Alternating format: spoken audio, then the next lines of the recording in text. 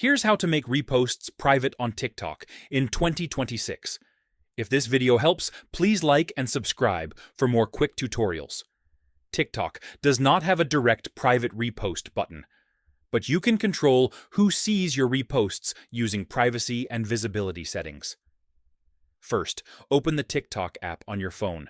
Tap Profile in the bottom right corner to open your account. Tap the three lines in the top right corner. Then, tap Settings and Privacy. Tap Privacy. Turn on Private Account. Now, only approved followers can see your activity, including reposts. Still in privacy, review options like who can comment, who can mention you, and who can duet or stitch. To remove a repost, open the reposted video, tap the share arrow, then tap Remove Repost. Reposts don't appear as regular posts on your profile, but they do show in followers' feeds unless your account is private. For maximum privacy, combine a private account with careful reposting and follower approvals. And that's it. That's how you make reposts private on TikTok. Subscribe for more TikTok and phone tips.